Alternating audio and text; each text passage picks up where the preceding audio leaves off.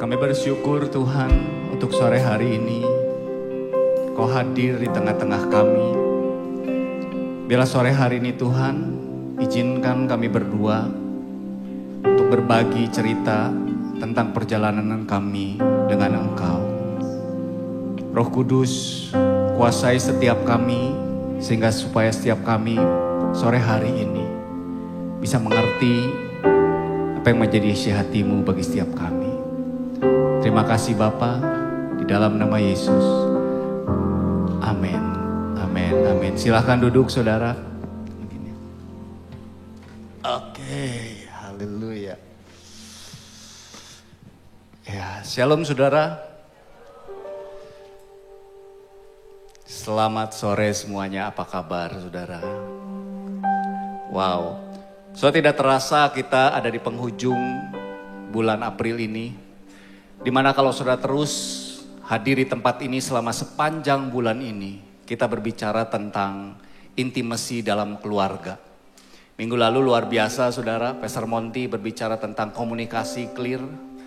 Juga 2 minggu lalu saudara ingat bagaimana Pastor Andreas Sustono berbicara tentang konflik. Dan saudara, hari ini saya ada di tempat ini dengan istri saya. Huhui. Dan izinkan kami hari ini untuk berbagi kepada saudara bagaimana kami sebagai suami istri belajar melewati perjalanan hidup kami dengan Tuhan dari sisi penerimaan dan pengampunan. Minggu ini kita akan belajar tentang penerimaan dan pengampunan, amin. Nah, hari ini saudara, judul sharing kita kasih judul saudara The Painting. The Painting, nanti bakat terpendam saya akan muncul saudara. Oke. Nah saudara boleh tampilkan halaman selanjutnya. Oke. Wah, nah saudara yang belum kenal keluarga kami, mungkin saudara sering lihat kami saudara. Itu yang di tengah saya, asli saudara itu produk Tiongkok. Ya. Lalu ini adalah istri saya yang bersama saya di samping saya. Dia asli saudara produk Ambon dan Batak. Jadi kedua anak kami saudara, ini yang paling kanan, yang besar adalah Karis. Itu dua-duanya Cibabon. Cina, Ambon, Batak saudara. Dan yang tengah itu saudara yang sedang selonjoran gaya Cleopatra. Itu adalah anak saya yang kecil saudara, namanya Levi. Saudara, keluarga kami gak sempurna, jauh dari sempurna. Tapi kalau saya boleh berbagi sama saudara, buat saya keluarga kami ini tidak pernah saya bayangkan punya keluarga seperti ini. Karena kalau saudara yang sudah hadir berkali-kali di tempat ini saudara tahu bagaimana masa lalu saya gak pernah bermimpi punya keluarga dan saya gak pernah bermimpi punya masa depan. Coba next foto. Nah, saudara lihat, yang saudara lihat di depan ini adalah saya. Ini bukan pada waktu saya casting film atau sinetron Tuyul, bukan saudara. Tapi ini adalah foto saya saudara mungkin tahun berapa ya, 97 atau 98 saya lupa. Bagaimana pada waktu itu saudara saya masih kecanduan narkoba, jadi bayangkan saudara. Sampai sekarang saya tidak mengerti apa yang membuat istri saya jatuh cinta sama saya. Dan hari ini saudara izinkan kami berdua tuh berbagi. Karena gini, saudara istri saya itu pacar pertamanya saya. Jadi bayangkan, apa yang membuat seorang wanita yang luar biasa ini, anak pendeta saudara, hidupnya saudara jelas, berani untuk mempercayakan hidupnya menikah dengan artis sinetron yang tadi gak jelas. Udah botak gitu saudara ya. Dulu sih gak botak begini waktu saya pacaran saudara. Kurus, pernah ya? Aduh aku lupa sayang. Jadi kamu kesemsem gara-gara botaknya ya. Dan saudara, pertanyaannya gini. Hari ini izinkan biar istri saya banyak cerita. Apa sih yang membuat istri saya itu mau menerima dan berani ambil keputusan, saudara, untuk membangun keluarga dengan saya. Saudara jangan lihat saya seperti sekarang, dulu masih seperti itu. Kalau udah seperti sekarang, mungkin lebih mudah buat dia untuk berkata yes. Nah, tapi izinkan, ayo istriku, biar hari ini kamu yang cerita, kenapa sih kamu tuh kesemsem sama pria botak tadi? Wuhui. Iya. Jadi saudara, ceritanya sebenarnya panjang banget. Ceritanya panjang banget, saya untuk jelasin ke saudara dalam waktu yang singkat ini. Tapi ya Tuhan, tolong saya untuk bisa jawab ini kenapa ya. Jadi emang benar, dia ini pacar pertama saya. Jadi memang dalam masa saya remaja, saya bertumbuh, saya diajar sama orang tua saya emang kalau untuk pilih atau menemukan pasangan hidup itu hati-hati banget. Doa sungguh-sungguh gitu. Jadi itu yang saya jalanin gitu, sesimpel itu. Karena saya pikirnya pasangan hidup tuh kan sekali seumur hidup. Kita nih tinggal sama orang tua tuh cuman sebentar, paling berapa, 20 tahun, 25 tahun, sisa hidup kita tuh lebih dari setengah hidup kita akan kita habiskan bersama pasangan kita kan. Jadi saya sungguh-sungguh sih saat itu memang bersikeras, nunggu banget sama yang katanya orang tuh pasangan yang dari Tuhan. Tapi jujur semua itu jalaninnya nggak gampang gitu, susah. Jadi singkat cerita, saya sampai umur 20 lebih, 21 ya kira-kira gitu, saya ketemu gitu sama dia. Nah itu ketemu kita satu sekolah Alkitab. Jadi dia ini posisinya itu masih direhabilitasi narkoba. Dia tuh masih direhabilitasi narkoba dan sebagai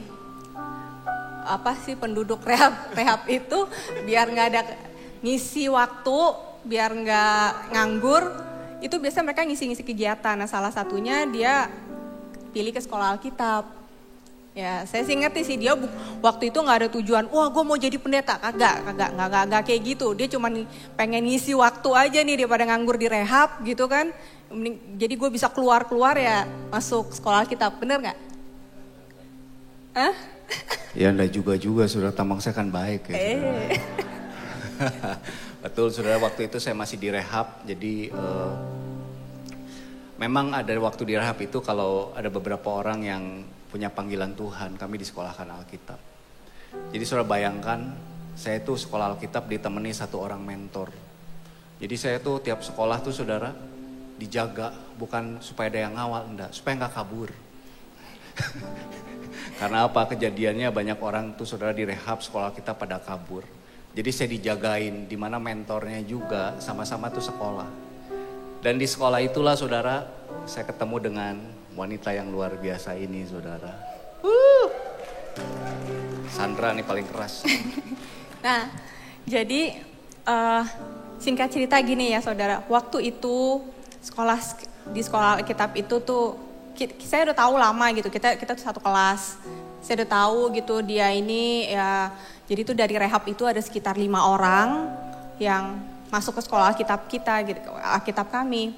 Nah jadi mereka tuh kayak gerombolan tuh anak-anak tuh ngumpul, anak-anak Badung lah. Nah di sekolah Alkitab itu satu demi satu dari anak-anak rehab itu tuh berguguran. Berguguran itu dalam arti benar-benar OD, overdosis, masuk penjara. Ada yang mati satu saudara. Iya, terus ada yang kabur memang. Nah satu-satunya tuh dia waktu itu sisa. Sisa kehidupan. Nah jadi waktu itu tuh satu saat tuh di sekolah Alkitab kami tuh mengalami lawatan Tuhan.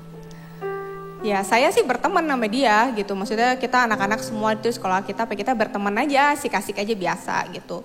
Tapi saya nggak ada pikiran kalau oh ini pasangan hidup saya apa enggak gitu. Nah tapi satu waktu ada lawatan Tuhan itu tiba-tiba Tuhan tuh lawat dia gitu. Dia guling-guling gitu kan. Tuhan lawat guling-guling nangis. Saya ngeliat gitu ya, tuh anak akhirnya dijamah Tuhan juga gitu ya, bisa juga ya. Padahal biasanya tidur di kelas gitu, walaupun di sekolah kita tidur di kelas di belakang. Bandel banget gitu. Merasakan hadirat Tuhan. Jadi saya ngomong gini tuh bukan mendiskreditkan dia saudara, tapi benar-benar mau kasih lihat kalau gambarannya tuh gak bisa kayak gini sekarang gitu. Gambarannya tuh jauh banget gitu. Jadi saya nggak ngelebih-lebihin, saya nggak hiperbola. Jadi apa adanya, saya udah izin dia juga, it's okay, saya ngomong apa adanya. Nah, waktu terjadi lawatan Tuhan terbesit gitu dalam hati saya, tiba-tiba tuh Tuhan tuh kayak Roh Kudus kayak ngomong gitu. Itu dia gitu. Wah, saya sih jujur langsung tengking.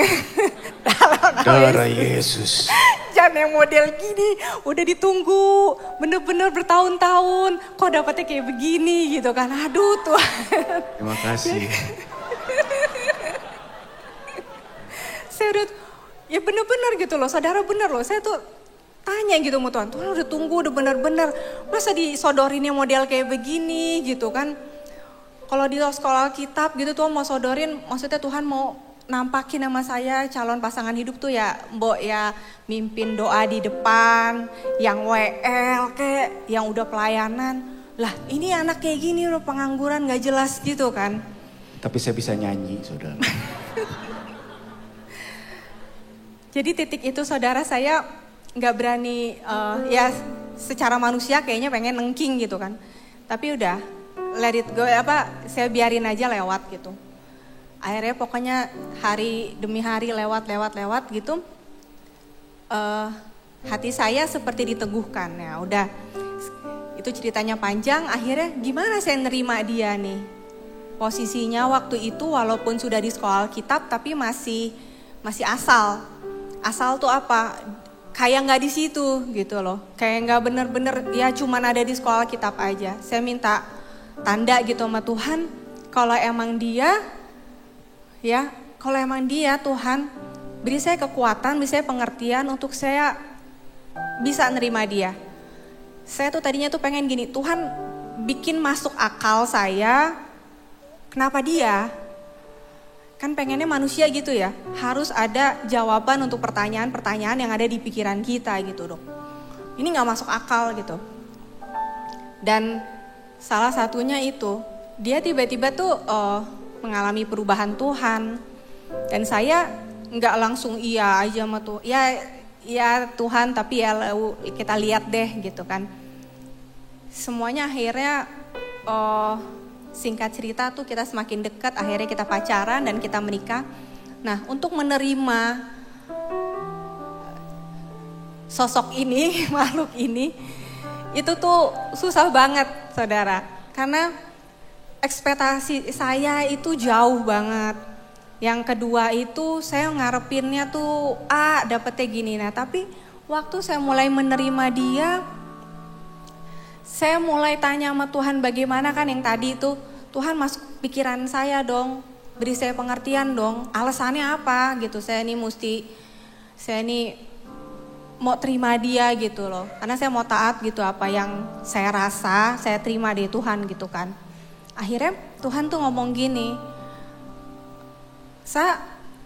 jangan lihat dia nih yang sekarang, yang waktu itu keadaan itu ya. Jangan lihat dia tuh yang sosok ini. Mau gak kamu lihat dia seperti apa yang aku lihat?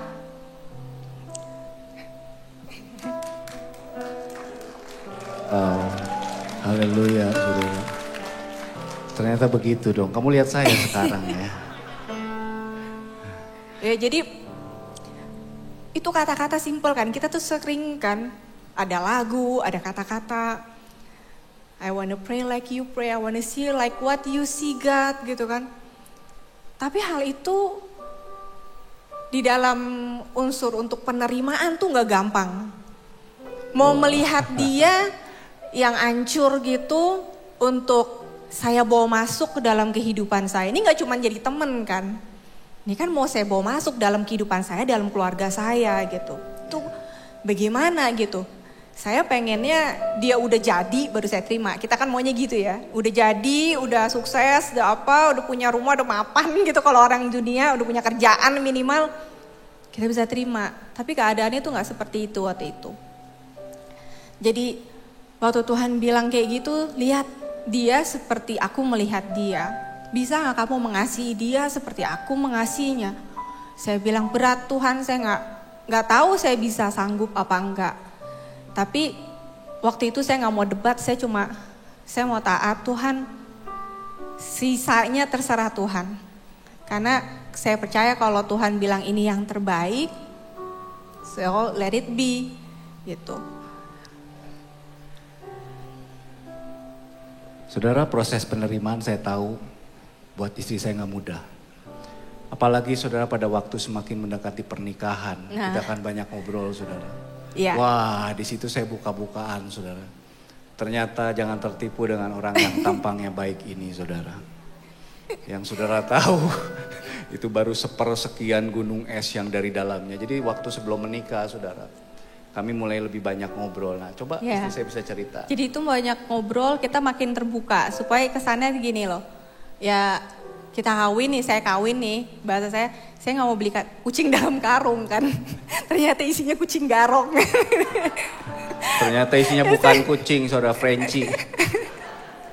Saya kan mesti apa ya, bukannya mesti, tapi kita tukar pikiran.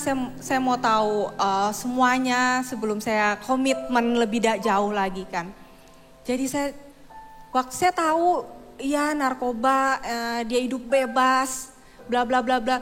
Tapi secara detailnya itu kan enggak. Jadi waktu semakin dekat hari H, dia makin banyak cerita secara detail, satu, ya ceweknya ini, waduh gak kehitung, banyak banget.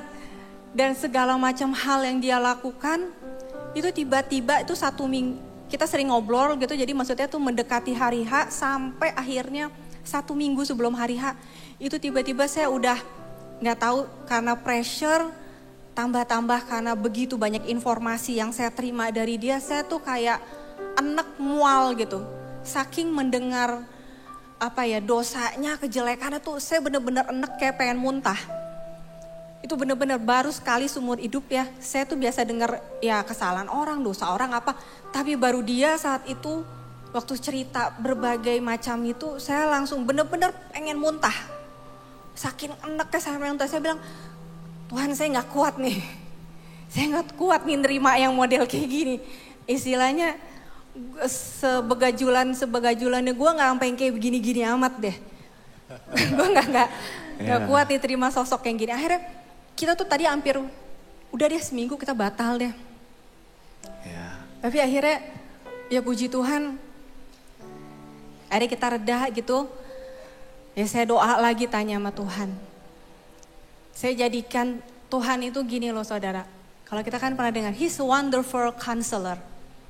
Tuhan itu penasehat yang ajaib. Minta nasihat sama dia. Saya doa Tuhan, kasih saya nasihat. Mesti gimana Tuhan? Saya udah mau batalin tapi akhirnya Tuhan cuma bilang, yuk pegang tanganku.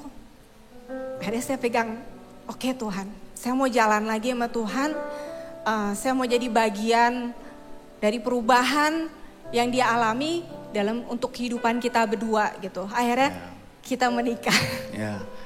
Dan saudara tahu proses dia menerima itu menyembuhkan hidup saya. Proses dia menerima itu mengubahkan hidup saya. Bukan cuma itu saja saudara, tapi saudara tahu ketika kita diterima, itu membuat saya belajar menemukan rencana Tuhan dalam hidup saya. So singkat cerita, istri saya terima saya apa adanya. Tapi saudara tahu seringkali waktu kita terima, dengan berjalan waktu, kenyataan itu berbeda dengan ekspektasi, betul saudara ya. Waktu istri saya terima, tidak tiba-tiba berubah saudara, saya langsung berubah jadi malaikat saudara. Ada lingkaran di atasnya, hidup saya berubah, saya tetap masih banyak kehidupan yang lama. Nah, disinilah saudara hari ini kita belajar tadi tentang penerimaan. Disinilah kenapa kita perlu pengampunan. Nah, mungkin istri saya bisa cerita bagaimana dalam perjalanan setelah menerima saya, setelah menikah, apa yang kamu alami. Bagaimana mungkin ekspektasi kamu itu ternyata berbeda dengan kenyataan hidup. Gitu. Pernah kecewa enggak? Pernah merasa? Ya, terima kasih kejujurannya saudara. Pernah nggak merasa gagal? Mereka mendukung semua, saya pasti kecewa. Saudara menunjuk saya terus nih, aduh terima kasih. Boleh diceritakan coba istri saya bagaimana ketika ekspektasi itu berbeda dengan kenyataan mungkin? Iya. Waktu ekspektasi kita, kan kita udah terima, oke Tuhan saya udah taat, pasti kan kita pengen tuh, pasti Tuhan kasih reward. Ya saudara, itu normal, dan itu benar. Tapi, waktu kita terus berjalan menerima itu kan gak one time. Menerima itu kan waktu kita mulai menerima, penerimaan kita tuh di dalam Tuhan itu, dalam hati kita tuh bertumbuh. Bertumbuh apa saudara? Bertumbuh ke berbagai area. Gak cuman satu area kita bisa terima secara fisik, gak cuman satu area kita bisa terima dia beda status atau apa, enggak kayak gitu. Tapi penerimaan itu berkembang dan bertumbuh. Karena Tuhan itu mau menyatakan kasih-Nya secara utuh dalam diri kita juga lewat diri kita. Waktu dia udah mulai, ya saya terima nih Tuhan. Ada titik-titik gitu ya di mana saya pikirkan udah membaik. Iya dia membaik dan dia progres bertumbuh sungguh-sungguh dalam Tuhan saya bisa lihat. Tapi 1 kali 2 kali masih ada spot-spot yang kotor itu dalam diri dia. Dan itu kesannya gini, kita tuh kayak nyuci baju ya, kosok-kosok, nggak hilang ya. Nggak hilang, sebel banget. Kalau cucian baju gampang tinggal direndam by clean kan. Tapi kalau ini direndam by clean jadi apa saudara? Jadi putih. Tapi kalau namanya spot-spot ya, noda, kesalahan, dosa gitu yang dalam diri dia yang ini masih nempel nih, habit ini masih nempel, belum hilang-hilang gitu. Perubahan itu tuh butuh waktu. Dan seringkali untuk kita setelah menerima kita menunggu orang itu berubah. Seringkali karena ketidaksabaran itulah kita jadi kecewa. Karena kita pengennya instan, pengennya ada target dalam diri kita, dalam pikiran kita, oke 1 tahun, 2 tahun oke lah. 3 tahun, 5 tahun gue babat loh gitu kan. Gak berubah-berubah. Itu darah Ambonnya saudara, harap maklum.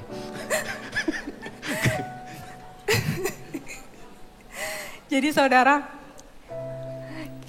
saudara gini, satu waktu kita sudah menikah, sudah punya anak kita baru 1. Waktu itu dia kan punya pergaulan lama. Saya memang cenderung jaga diri sih sama teman-teman lamanya dia. Karena waduh gila gue bisa dibully. Amin. Namanya teman-teman lama anak-anak kayak begitu kan ya tau lah ya.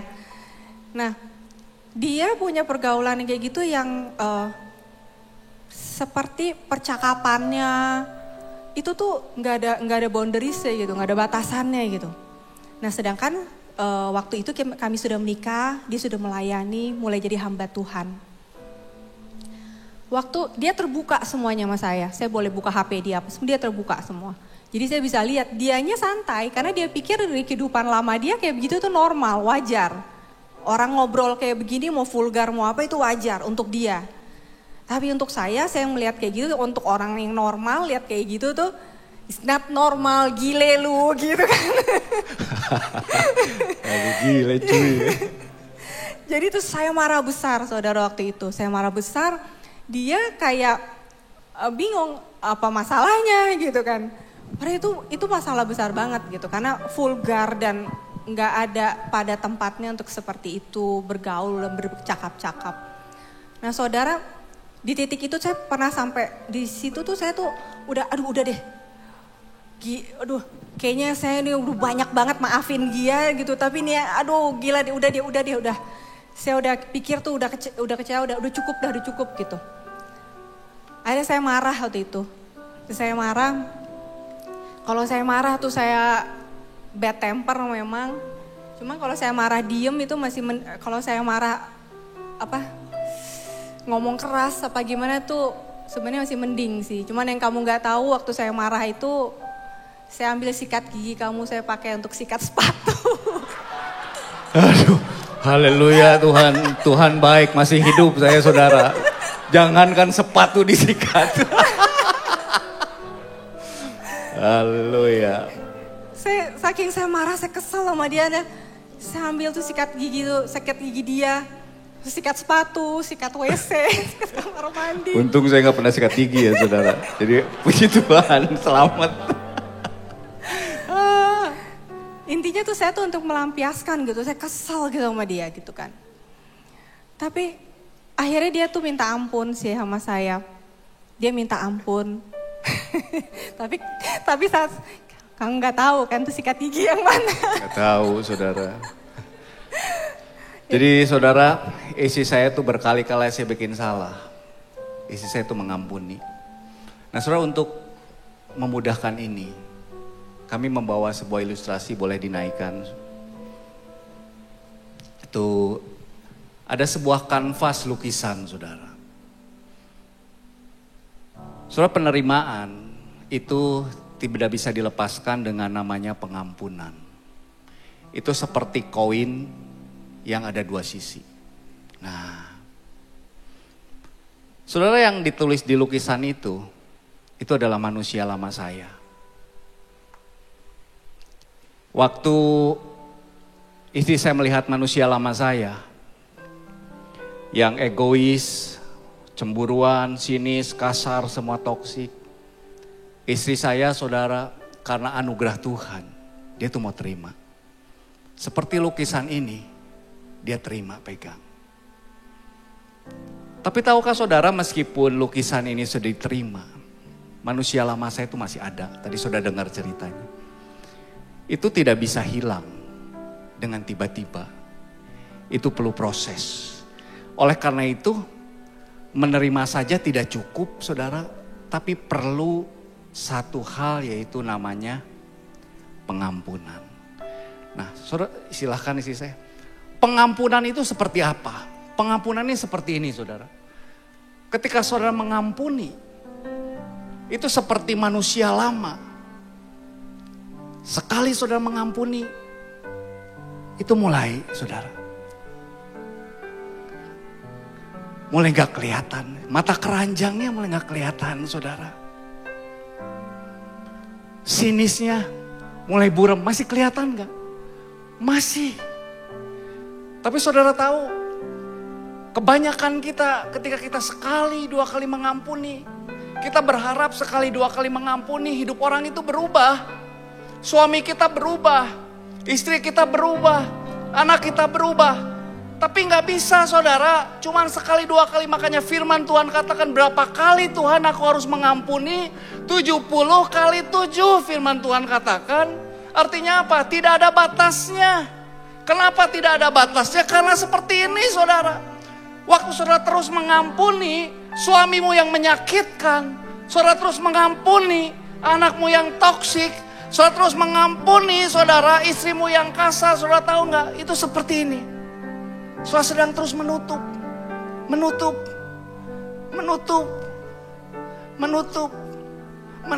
Saudara bayangkan. Untuk mengerjakan ini saja perlu waktu saudara, gak bisa sekali, perlu usaha. Perlu terus saudara.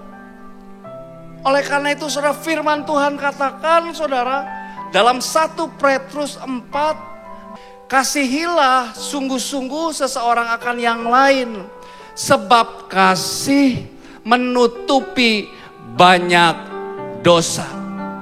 Saudara lihat kenapa kami sengaja pilih warna merah ini saudara. Karena merah ini berbicara tentang darah Yesus. Kita gak bisa saudara ngampuni. Kita gak bisa merubah orang. Kita gak bisa menutup saudara keegoisan suami kita. Kita gak bisa, istri saya gak bisa merubah saya yang mata keranjang saudara. Istri saya gak bisa saudara merubah saya yang pemarah saudara. Tapi apa? Istri saya terus bukan hanya nerima, dia terus ngampuni. Dia terus ngampuni. terus mengampuni. Sampai lama-kelamaan firman Tuhan katakan, rupa Kristus nyata dalam kehidupan kita semua. Oleh karena itu saudara, saya tahu mudah bagi saya berbicara.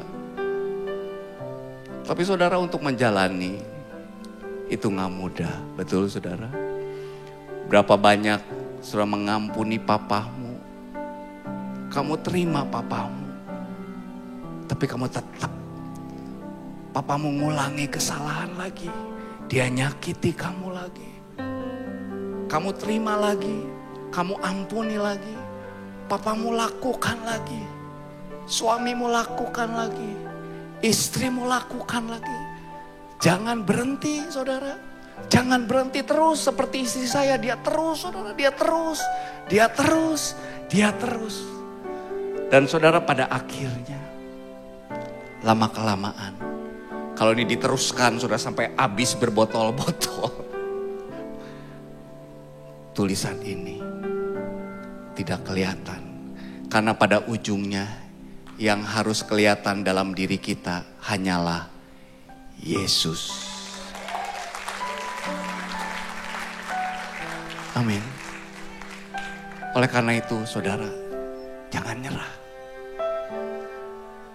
Jangan berhenti, tapi tetap percaya bahwa setiap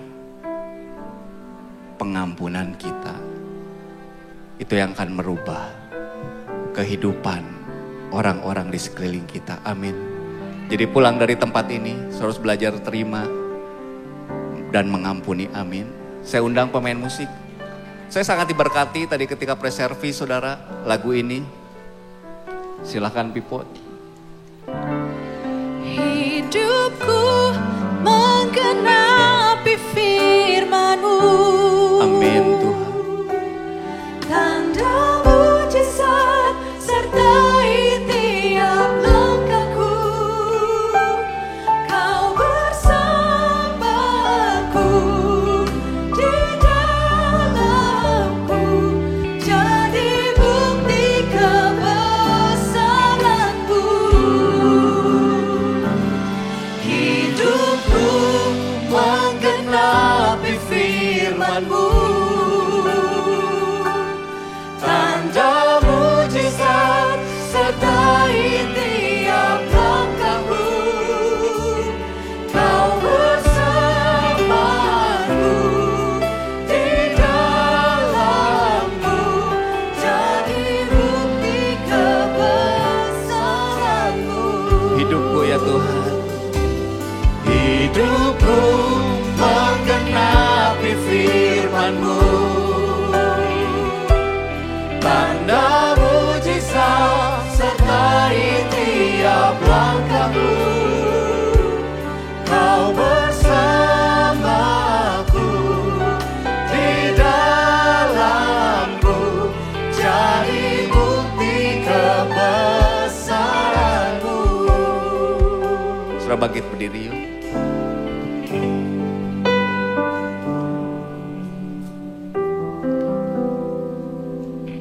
Saudara kalau mau jujur, berkali-kali dalam hidup ini sebagai keluarga, saya tuh rasanya pengen nyerah. Mungkin saudara yang hadir di tempat ini pun, rasanya saudara pengen nyerah. Rasanya saudara lelah. Rasanya saudara capek. Rasanya saudara jenuh. Saudara jangan ikuti cerita hidup kami, karena saudara punya cerita hidup yang berbeda dengan Tuhan. Tapi tangkap esensi firman Tuhan hari ini. Mungkin saudara rasanya hari ini mau menyerah, tapi seperti gambar tadi. Jangan berhenti terima dan jangan berhenti mengampuni. Karena setiap goresan pengampunan dengan darah Kristus bagi orang di sekeliling, itu akan mengubahkan hidup dia menjadi sama seperti Kristus. Amin. Saya berdoa hari ini saudara yang mulai menyerah, jangan menyerah. Katakan, aku akan kembali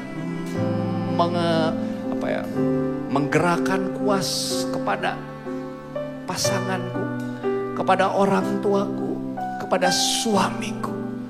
Karena aku tahu Yesus sanggup merubahkan hidup setiap kita. Amin. So sebelum mengakhiri, kita angkat tangan kita yuk, kita akan berdoa saudara.